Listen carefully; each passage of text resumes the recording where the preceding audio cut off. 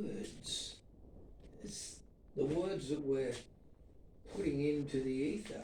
Yeah. The intent. Yeah. The why. Why are we having this conversation? Grace changes everything. Part 446. Chat with my mate Zach.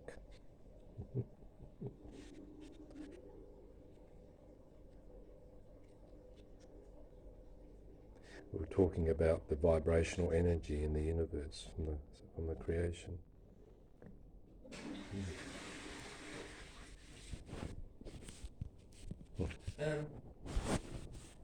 Because why are we having this conversation? Yeah, why? That's the why. Because, you want to know the truth, and I want to know the truth, right? Free. So the intensity in that, Yeah. the why. Why are we having this conversation? When of all the conversations that we could have in the world about all sorts of things, go to Bali, whatever, the Eagles, music, anything, okay? All the distractions. There's only one why that is available for this conversation. Only one. Right? Just one. So you can feel the intensity in it. Right? Because intent is the crucible of everything. So we're trying to find the right why, and we're getting assistance. But it's not as if it's original, because there are people over thousands of years that have been doing this, discovering this and talking about it. But in this modern day and age, so many distractions, But they keep saying that, there's only a few. Yeah, that are only awake. A few. Yeah. And just what we've had this conversation for years. Where are the miracles? And So and then it also says in the Bible that everyone is going to go to sleep for a long time. Yeah. Right. Yeah. They aren't going to see things for a long time. So it says that it's not going to be happening. So even where it says the creation groans and travails, eagerly awaiting the earnest manifestation of the sons of God. Okay? Yeah. So eagerly awaiting. The creation is groaning and travailing. I love that. Groaning. That's a biblical term. Eagerly awaiting the earnest manifestation of the sons of God. That's what we're talking about. So it's waiting. Right?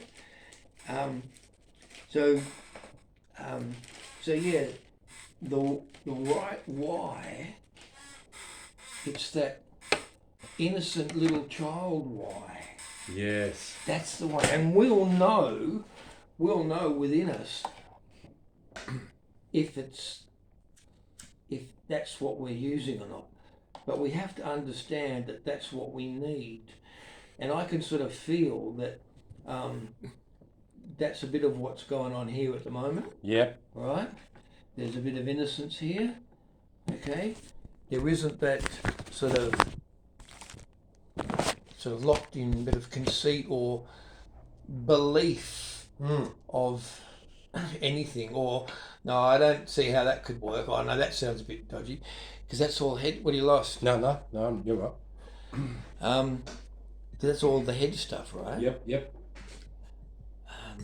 So it feels like these words are really dropping in.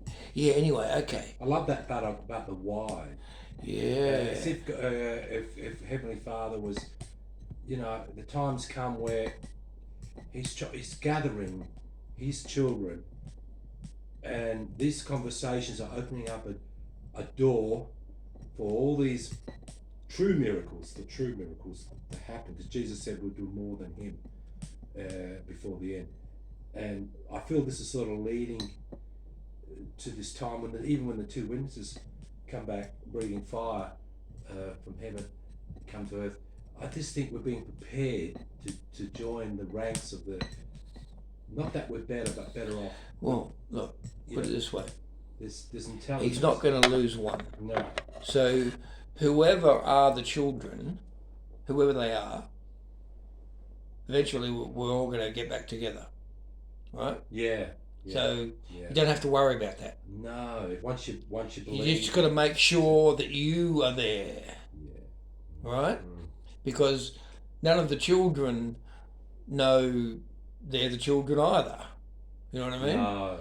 Okay? Yeah. So that's why we have to individually, yeah. But the children will get it together because he's not going to lose one. No, and if we're truly converted with the children of God, well, if we are a child, yeah, it's going to happen. And we're not going to take the mark of the beast either. No, we're going to get there if we're the children. The children are going to get there.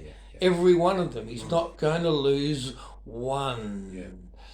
Just whatever wasn't a part of his plan, that's what's going.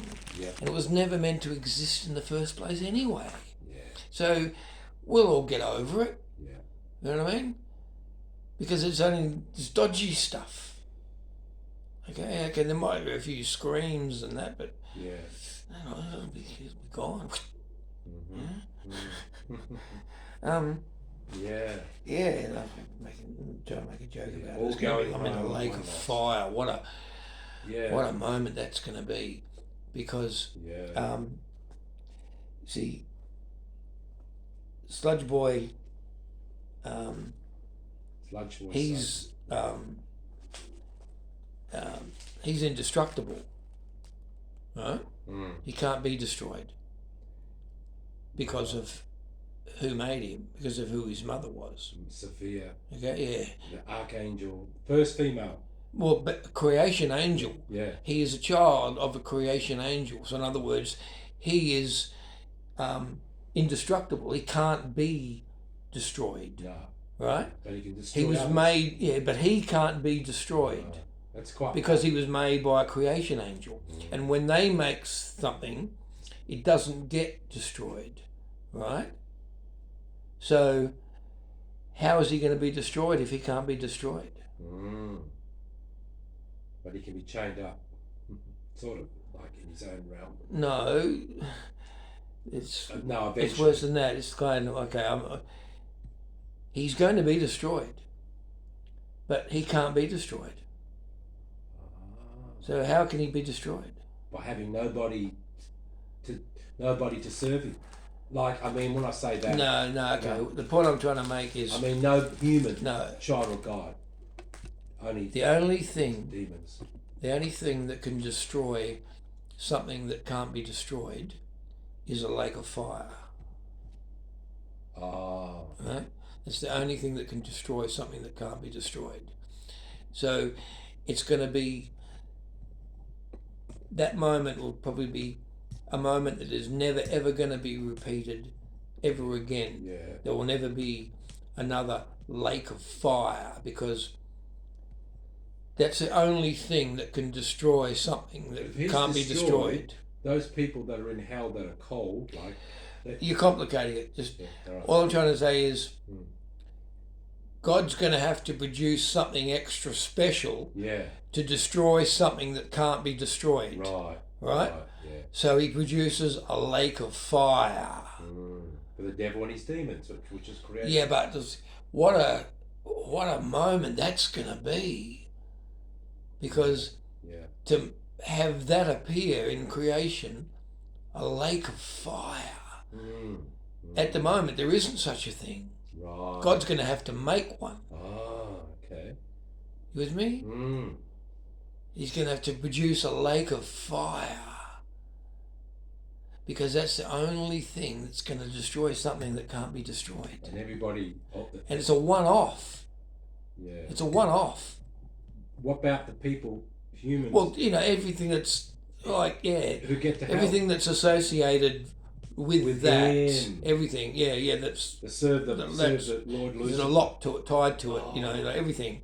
The whole thing. But you said there'll be an existence? God goes away, you're left alone. Yeah, the frozen thing. Yeah. Well, see, that could happen too. But then, we're just talking about the lake of fire. This is kind of like, this is on my thoughts of it, all right? But then, then I read the Gnostic thing and the Frozen thing, and that sounded legitimate too. You know what I mean? So I'm just trying to join the dots. Okay, just for the information. I'm not making this stuff up. It's just what's out there. But the love story goes that Sludge Boy kidnapped Sophia, okay, and chained her up here, all right, to take her power. All right, and he's been draining her power ever since. She's still trapped here, all right? Now, this is where, well, actually, I'm not sure if he might have got it back, but look, this is what happened, basically. This is the story. Jesus came down to rescue her. All right, he wanted to come down and get her because they were in love. All right, and she got trapped here. So he came to rescue her. A female aspect from. He came to get Sophia. All right, but he, the place that he lives in, is a different place than what the archangels were. Remember how he said he put them in a different place? And they were just aware of the light over there. Well, he lives where the light is, okay? So he had to come into creation to rescue her, right? So he had to come from his place where his light was into a region where the light was different, right? Different lights, the different archangels, and then by this stage you had all the archons. All right, the archon had all been made. Right. Okay, Sludge Boys, fucking generals. And they were in control of the physical, the astral planes, and everything like that. All right. So he had to get from his place through the astral planes to the earth. All right. And the way he did it, see, they all work on light. They've all got their own particular light, and they know their own light, okay? They've got a certain light. And the way that he did it, I love this story, okay? That he would walk through, he had his coat. He had a coat, a cloak. And he would walk through each level, okay? Each astral level, okay? He would walk through it on his way to the earth, okay? And each level had a different archon, different general, okay, in charge of it. And as he was walking through each level, each general of each archon, each level, each archon would come up to him and say, "Who are you, stranger?" Right? And he wouldn't say anything. He just went. Open his cloak. With light. And he will. Brighter than the sun. Catch up. Walk to the next one. "Who are you, stranger?" And that's how he got through to the earth, right? I love that story. And then he made contact with, and he's supposed to be making contact, Mary Magdalene, Isis, all that. Persia. That female kind of heroine entity from our history. That female kind of figure, the embodiment of whoever she was, that, like I said, Mary Magdalene was one of them, and there might have been. She's represented by the tragic feminine hero of our history. There's if you look, there's probably half a dozen different names, and Joan of Arc might have been one as well. You know what I mean? So there's been about half a dozen females throughout history who have lived a life for God, right? Well, that's probably her coming through. What about his own mother, Mary? Well,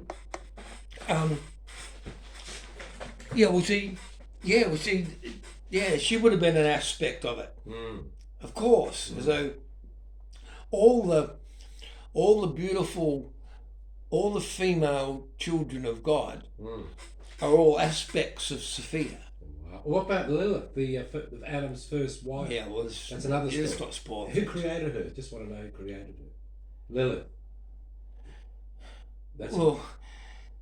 It's See, I sure a lot of people would like to know that. Yeah. A lot of people would like to Screeching know. owl, the mother of demons. Anyway, that's another story. It's another story. Yeah.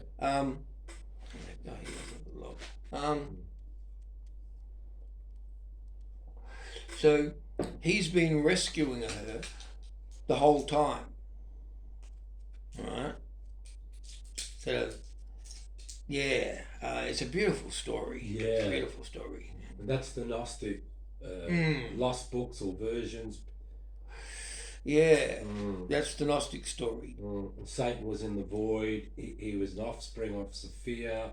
And Sophia was in love with Jesus, being the first feminine aspect of the archangel.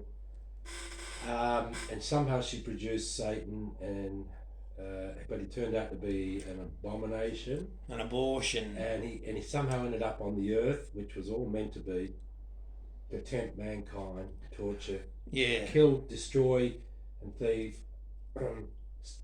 And it's got something to do with the snake and the serpent. Something to do with the snake, which is it's got something to do with it. Yeah, there's no doubt about that fucking snake. Yeah. It's in everything. Yeah. Not the kookaburra, not the koala, not the elephant, not the crocodile, not the mosquito, and not the platypus, not the one, the snake. Is it fucking everywhere, all over the world? That snake. Not the dogs, not horses, the snake. The hiss of the snake. The reptilian thing. Well, crocodile's reptilian. Yeah, no, but the snake in particular has been the dominant emblem, symbol from day one all around the world. Every archaeological dig, they find a fucking snake. I think the Pope has a snake on his on his stick as a symbol. Yeah. Well, we got the medical fucking staff. The Hippocratic fucking staff. The Caduceus got the two snakes. Moses, the snake. Egyptian snakes everywhere. That's right. Moses snakes ate the Egyptian snakes. Genesis, the snake. That snake thing. Gotcha. Yeah, right. They just had they just made a discovery in Turkey. There's 10,000-year-old ruins, okay? 10,000 years? Yep. Which is older than anything before they found, okay? Got all these weird markings on the stones. Some are recognisable, animals and that. Others are symbols and stuff, right? There's this one particular symbol, okay, that crops up a couple of times, not just there but other places, but there's this symbol there that's there, all right?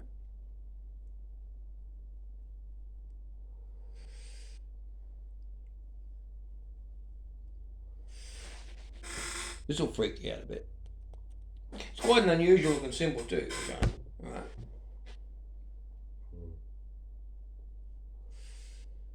I saw an old photograph, black and white photograph, taken probably about, 100 years ago or something, all right? Yep.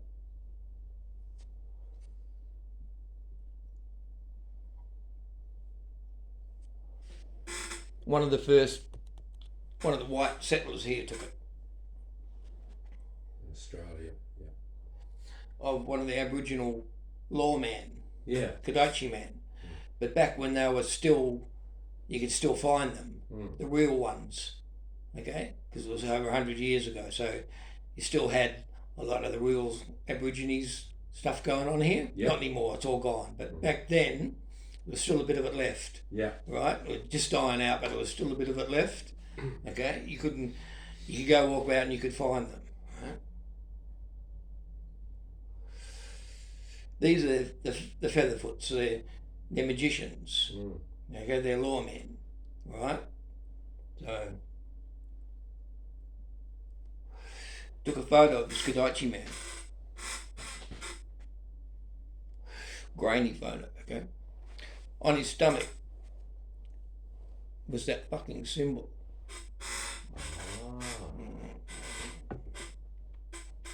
Mate, we don't know shit. Yeah. We don't know shit. That's why they're giving us a story, but you and I have to work out what is really going on. You know? Where did they get it from? The Aboriginal with the symbolism. Well, that's what I mean. At least 10,000 years ago, they had some connection with something going on in the Middle East. Yeah. In Turkey. Right. 10,000 years ago. How's that happen? How do you get the two symbols exactly the same? Central Australia and Turkey 10,000 years ago. You know? That's a beauty, isn't it? So that's where we need information, but we won't get it from the world, right? You'll just get all these stories, right, and threads, because no one individual anywhere on the planet, no one's got the story, because only God's got the story. With me? Yep. And he's only allowing whatever bit of it he wants to go through to whoever, right? So the ones that don't have the right why, they're getting the kaleidoscope, right? All the different threads, all right? But the ones that with the right why, he's putting our focus on it and letting a bit of good stuff come through. But we won't get it from our head. Now, that's why the meditation thing I'm saying is really important, because like when you read the Bible, there's several passages where it says how Jesus was up well before the sun and he went off to pray. Okay, and then where is he? He's gone off to pray. He was in the garden, he's gone off to pray. In other words, he was the Buddha of the Middle East. He prayed and meditated all the time. That doesn't get much of a look in his teachings and his life, but they don't talk much about the fact that he spent a huge amount of time meditating and praying. So in other words, that's a big component of it, right, of how to live. But we didn't get that because they don't want us doing that, because then we can't go to work and earn money and give tithes. You know what I mean? Yeah. And build the buildings for them and everything, right? So they can go and pray, right? We couldn't know about that. So, but I've thought about that for a long time, you know, like, yeah, he spent a lot of time meditating and praying. So that's a clue. And now, all this stuff coming out about, oh, we need to meditate, right? Well, I'm putting that together. Well, I'm not just taking that, oh, okay, meditation, but okay, Jesus spent a lot of time meditating. We're going to meditate. Power. Jesus said there's power. They're saying there's power. Jesus said to meditate. They're saying to meditate, right? But me, I want the right why before I do anything. Okay? I need to understand why I'm doing it, because I know that it's only the right why that's going to allow me into there. Because anything to do with the head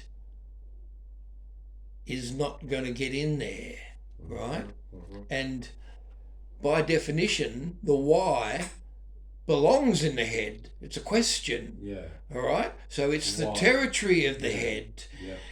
So I need a why that is the territory of the head, but it doesn't have anything to do with the head.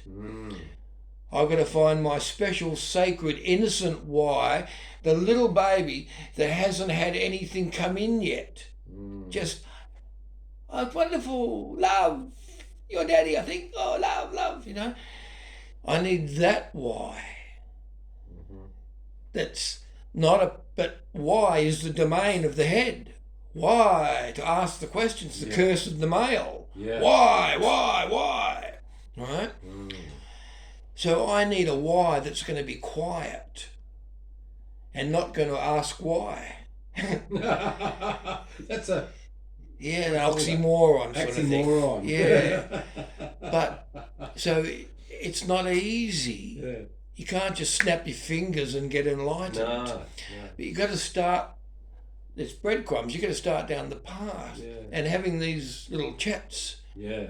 it helps a See, lot. a lot of Christians will only chat about every word in the Bible and not go out of the box of that, thinking we have no discovery, there's no intelligence within us, we're just shit. And I don't like that concept. I think there are people that don't know about God or don't know about the cross, and they can talk like this and be led to the cross. What about Jesus and the rock? The rock? Remember? We saw him in the rock. Yeah, what's his name? White? Alan White? What's his name? Ron Wyatt. Ron White. But we saw him, he's in the rock. Yeah. Remember? Yeah, but I noticed no one else. They didn't see him, but we could see him there. Yeah. He was in the rock, wasn't he? You could see him. Yeah. That was freaky though when I saw that. You could see him there in the rock. In the cave. You could see him. His arms. I know. We saw it. You saw it. And I sent it to another girl, Tricia. She saw it. She could see it. Yeah. And that's where the right underneath where the Ark of the Covenant. Where the Ark was. He was taking them to the start of the tunnel. And he said, this is the start of the tunnel. You can't take you any further. But this is the garden tomb, and this is... And he was allowed in for some reason because he's one of God's children. The others, 6 of them... well, there's got a plan to bring it out at the right moment. And then 6 so of them... someone had to bring it out. Yeah. And those other buggers went through... They went in to get it. And they died. Yeah, they weren't supposed to get it. They can't touch the Ark. Can't touch it. So they're probably non-humans. Yeah. He would have used those. Like the, other different seeds. Yeah, would have used them for things like that. Yeah. And like the bloke that tried to touch it, he would have been... Exactly. He wouldn't have done that to his children. When Moses went up the mountain and he came back and half of them were at the party and half of them weren't. Yeah. The ones that went to the party, they would have been the other ones. Yeah. Even though, I could sort of have compassion for them because I think, well, if I was there, I would have wanted to be at the party too. I would have been there like a rat up a broom pipe, drain pipe, I think. I'm going to the party. Yeah. So, but the thing about it now, he would have made sure that there weren't none of his children did go to the party. Yeah, that wouldn't be fair. It would have been, it was all the others that went to the party. Yeah. And that's why there was a party, because you had these other people in the earth as well as the children. Yeah. And there's supposed to be quite a few of us here. Yeah. Right? Wow. Yeah. Which is kind of, like woo-woo, isn't it? But, maybe it is. But it kind of explains things. And that also explains the enemy, Kill my enemy or protect me from my enemy. Well, I've always thought, well, who is the enemy? Because it's just people. He made everyone. That's in the Bible, isn't it? Well, then, the Bible is full of, I will defend you against your enemies, your enemies, your enemies. Well, I'm always thinking, well, who's the enemy? Well, he's just talking about people. He's not talking about demons or, wild animals. He's talking about people and cities and that. Yeah. The enemy. Well, I think, they're human beings too. Didn't he make them? I've always thought, well, who's the enemy? Who's he talking about? So, if there were non-humans here as well, then they're the enemy. That's who he's talking about. Well, half human, you mean? Well, but children and non-children. Yeah. If that is the case, well then that explains who the enemy is. Mm. It's the other ones. Yeah, the other seed. That's the enemy. Because I always thought, well, didn't he make everybody? It desires all men to be saved, and he created.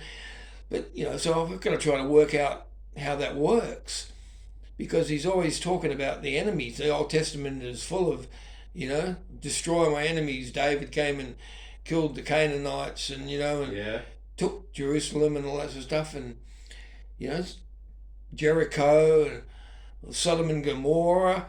And all these people that died, well, that's God destroying them. Why is he just, aren't they people as well? So, he says, he's made vessels to honour and dishonour. He causes it to rain on the just and the unjust. So that indicates that there are different types of people here. Yeah. There are the just and the unjust. Yeah. You know, because it says, I'll cause it to rain on the just and the unjust. So just take that on face value. There are two types of people here. There are the just and the unjust. Well, I suppose that's the enemy. Yep. The towns and cities full of all the unjust people that Sludge Boy has, been responsible for. Yes, Sludge Boy. Yeah. He's made all them. All of them. Maybe even all the aliens as well and everything else. Demons. Prince of the Air. And the only thing that's going to be left after it all finished is just the children of God and a brand new shiny little universe. All clean, squeaky clean, and the way it's supposed to be. Wow. Maybe that's what's going to happen. Amen, brother. Wow. I better let you go, eh? Yeah, do you want me to leave you a little bit of tobacco? Yeah, mate. Yep, thank you. Yep. Thanks.